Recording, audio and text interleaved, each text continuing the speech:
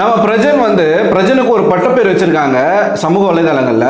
அவருக்கு paper rowdy அப்படின்ற ஒரு பட்டப்பேர் வைக்கப்பட்டிருக்கு. நிஜமாவே அவர் ஒரு பேப்பர் ரவுடி தான் அப்படிங்கிறத பல இடங்களில் அவர் ப்ரூவ் பண்ணியிருக்கார். போன வீடியோவில் எல்லாரும் என்ன சொல்லியிருந்தாங்க அப்படின்னு பார்த்தீங்கன்னா, நீங்கள் ஒன் சைடாக பேசுகிறீங்க பிரதர், நீங்கள் போய் சாண்ட்ராக்கு சப்போர்ட் பண்ணுறீங்க. சாண்ட்ரா எப்படிப்பட்ட ஒரு ஆளாக இருக்காங்க, விக்ரம் நல்லவர், விக்ரம் ரொம்ப பண்பானவர், விக்ரம் நல்லா கேம் விளையாடுறாரு, நீங்கள் அவரை போய் இது பண்ணுறீங்க அப்படி இப்படின்னு பேசியிருந்தாங்க.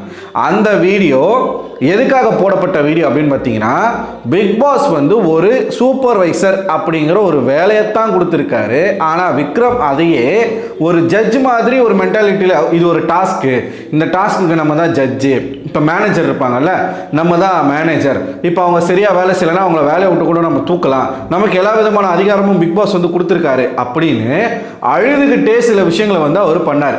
அவ்வளோ பூரிப்பு அவருக்கு, பிக் பாஸ் சொன்னதில் அவ்வளோ பூரிப்பு, ஆஹா நமக்கு பெரிய அங்கீகாரத்தை பிக் பாஸ் கொடுத்துட்டாரு அப்படின்னு. விக்கல்ஸ் இதுக்கு முன்னாடி வரைக்கும் இருந்த விக்கல்ஸ்க்கும் இப்போ இருக்கக்கூடிய விக்கல்ஸ்க்கும் நிறைய டிஃப்ரென்ஸ் இருக்கு. பார்வதி மார்க் பண்ணா மட்டும்தான் மாக்கிங்கா, விக்ரம் மார்க் பண்ணா மாக்கிங் கிடையாதா? எல்லாரையும் அவர் மார்க் தான் பண்ணிக்கிட்டு இருக்காரு. எங்க அந்த ரெண்டு பேர் அப்படின்னு அவர் இடுப்பு ஆட்டிக்கிட்டு போனது எல்லாமே நம்ம பார்க்க தானே செஞ்சோம். ஸோ அது விக்கல்ஸ்க்கான வீடியோ மட்டும்தானே தவிர்த்து பிரஜனுக்கான வீடியோ அது கிடையாது. இந்த மூணாவது ப்ரோமோவில் நீங்கள் பார்த்தீங்கன்னா நான் சொன்ன சம்பவங்கள் எல்லாமே நடந்திருக்கும். நான் அதில் என்ன கன்வே பண்ண வந்தேன்னா, பிரஜன் அண்ட் சாண்ட்ரா ரெண்டு பேரும் கப்புள்ஸ் தான், கப்புள்ஸாக தான் இந்த வீட்டுக்குள்ளே வந்திருக்காங்க. இது சேனல் எடுத்த முடிவு. கப்புள்ஸாக வந்ததுனாலேயே அது அன்ஃபேர்னு சொல்கிறது எப்படி நம்ம சொல்ல முடியும்? இது அவங்க கிட்ட போய் நம்ம எப்படி சொல்ல முடியும்? இப்போ பிரஜன் சாண்ட்ரா கிட்ட நீங்கள் கப்புள்ஸாக இந்த வீட்டுக்குள்ளே வந்திருக்கீங்க அதனால இது அன்ஃபேர் அப்படின்னா அவங்க கிட்ட அதை சொல்ல முடியாது. நம்ம யாரை கொஸ்டின் கேட்கணும்னா பிக் பாஸையும் விஜய் சேதுபதியும் தான் கொஸ்டின் கேட்கணும். இவ்வளவு தான் என்னுடைய ஸ்டாண்டை தவிர்த்து பிரஜன் பண்ணது சரி சாண்ட்ரா பண்ணுறது சரின்னு நான் பேசவே இல்லை.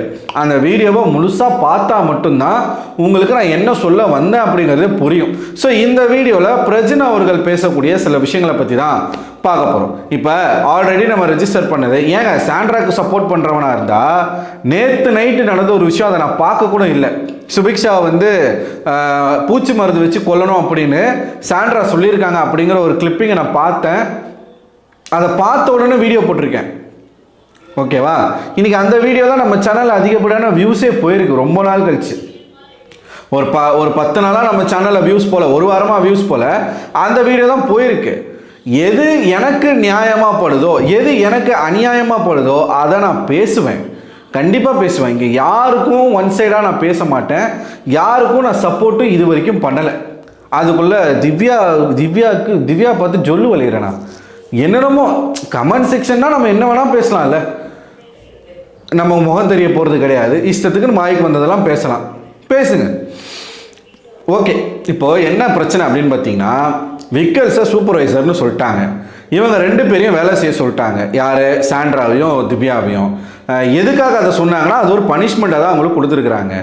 ஸோ இது எப்படி இப்போ போய்கிட்டு இருக்கு தெரியுமா? Vikkals versus Divya wild card team அப்படி தான் போயிருக்கு. Vikkals versus wild card team அப்படி போய்கிட்டு இருக்கு. பிரஜன் பல இடங்களில் தவறான வார்த்தைகளை யூஸ் பண்ணுறாரு. நான் எல்லா வீடியோலையும் சொல்லியிருக்கேன், இவங்க பண்ணுறது தப்புன்னே அவங்களுக்கு தெரியலை. ஏன்னா அதை தப்புன்னு சொல்ல வேண்டிய இடத்துல இருக்கிற பிக் பாஸும் அதை சொல்லலை, நம்ம விஜய் சேதுபதியும் அதை கண்டிக்கலை. ஒவ்வொரு வாரமும் நண்பன் அப்படிங்கிற ஒரு காரணத்தை கொண்டு அவர் ஃபேவரிசம் காட்டுறாரு. அந்த ஃபேவரிசம் இவங்களுக்கு தான் ஆபத்தாக போய் முடியும். அதனால் கண்டிப்பாக அவங்கள கொஸ்டின் கேட்கணுன்னு தான் நான் சொல்லியிருக்கேன். ஆஹா அவங்க ரொம்ப சூப்பராக விளையாடுறாங்கப்பா, அவங்களுக்கு தான்ப்பா டைட்டில் வினர் அப்படிலாம் நம்ம பேசவே இல்லை.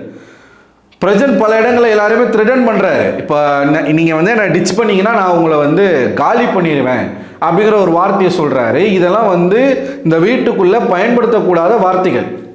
சுபிக்ஷாவை அப்படி தான் போய் எல்லா இடங்களையும் மிரட்டுறாங்க. சுபிக்ஷாவை பற்றி பின்னாடி பேசிக்கிட்டே இருக்காங்க. எதுக்காகனா சுபிக்ஷா ஒரு வார்த்தை சொல்லிட்டாங்க, வைல்ட் கார்டாக வந்தவங்க என்னது கெஸ்ட்டு மட்டும் இல்லை அப்படின்னா வேறு மாதிரி பண்ணியிருப்பேன், அது த்ரெட்டனிங்காக இருக்குது அப்படின்னா பிரஜன் பல இடங்களில் த்ரெட்டனிங் தான் பண்ணுறாரு பல பேர். இன்றைக்கி விக்கல்ஸ் கிட்ட தான் பண்ணியிருக்காரு, சுபிக்ஷா கிட்ட தான் பண்ணியிருக்காரு, கமருதன் கிட்ட பேசுகிறாரு, கானா வினோத் கிட்ட பேசுகிறாரு, அமித்தை மிரட்டுறாரு, குறிப்பாக பெண்களையும் மிரட்டுறாரு. நம்ம பார்வதியை கூட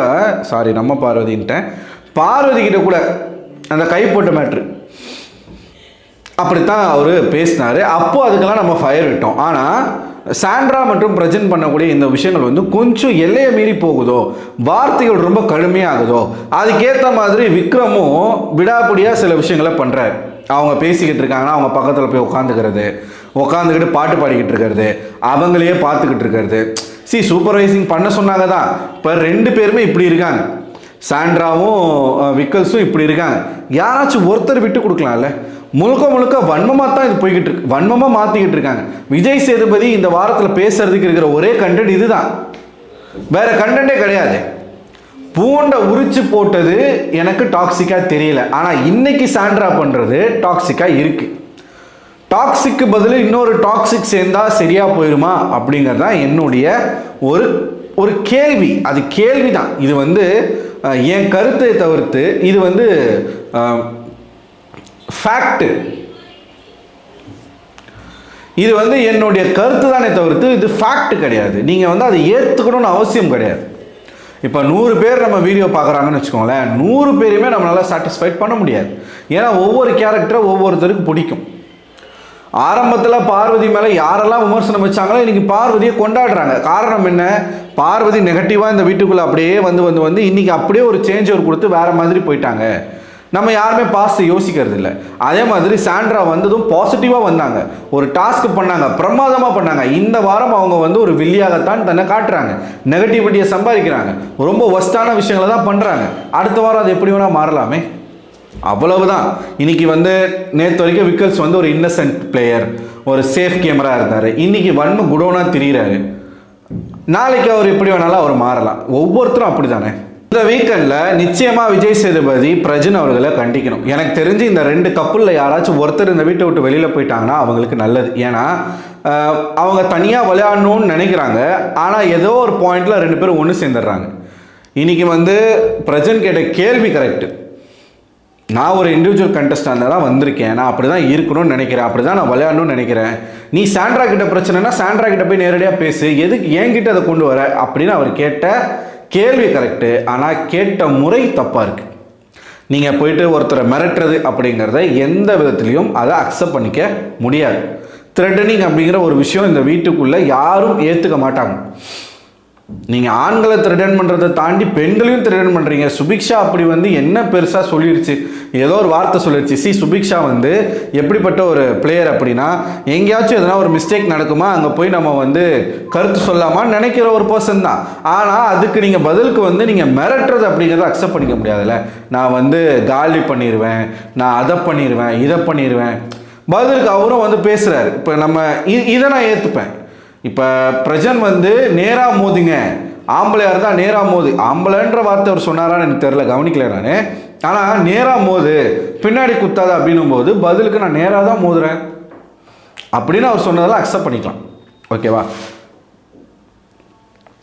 ஸோ இது வந்து சீரியஸாக சொல்கிற மாதிரி வந்து ஒருத்தருக்குள்ளே இருக்கக்கூடிய வன்மத்தை எப்படியோ வந்து வெளியில் காட்டிக்கிட்டு இருக்காங்க.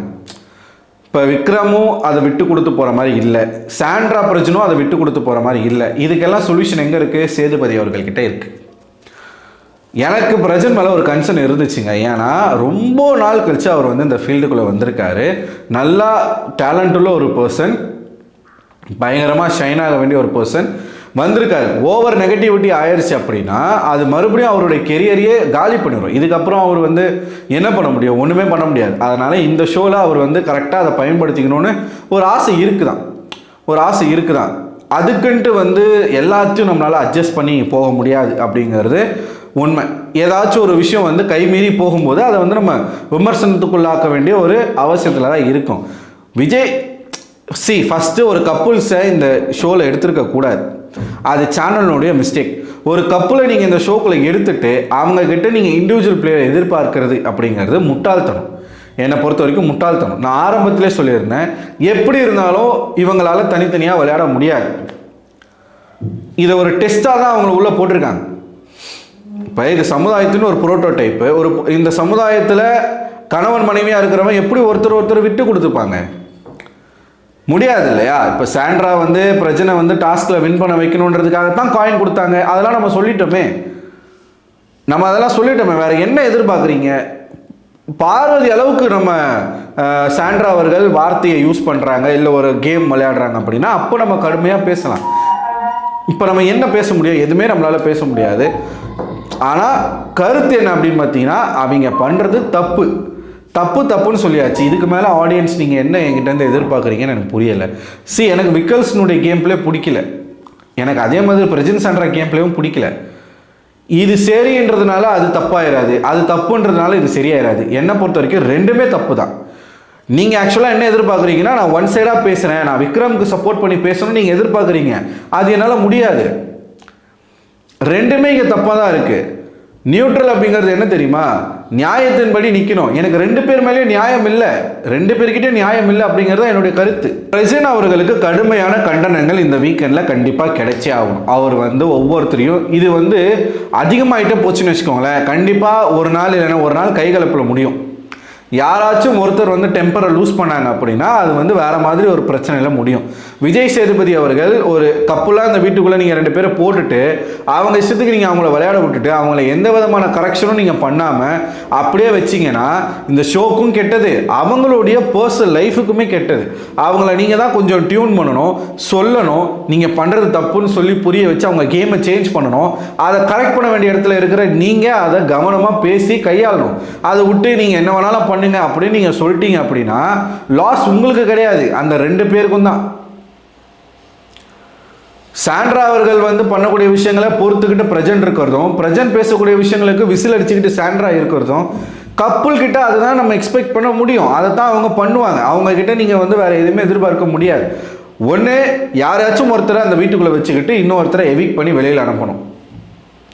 சாண்ட்ரா பொறுத்த வரைக்கும் அவங்க மனசுக்குள்ள என்ன இருக்குது அப்படின்னா, தன் கணவரை இந்த ஷோவில் டைட்டில் வின் பண்ண வச்சிடணும், அப்படியே அவருக்கு சப்போர்ட் பண்ணி அவரை கூப்பிட்டு போயிடணும் மேலே, இது அவங்க நினைக்கிறாங்க. அது நம்ம தப்பு சொல்ல முடியாது, இந்த கேமுக்கு அது தப்பு. ஒரு மனைவியாக அது அவங்களுக்கு சரி, ஓகேவா? ஸோ இதை நான் கடைசியாக சொல்கிறது ஒன்று தாங்க, விஜய் சேதுபதி இதை சரி பண்ணணும். விஜய் சேதுபதி கேள்வியாக எழுப்பணும். அவர் பேசினா தான் இது சரியாகும். இப்போ நான் ஒரு தப்பு பண்ணுறேன், நான் பண்ணுறது தப்புன்னு நீங்கள் கமெண்ட்ஸில் சொன்னால் தான் எனக்கு தெரியும்.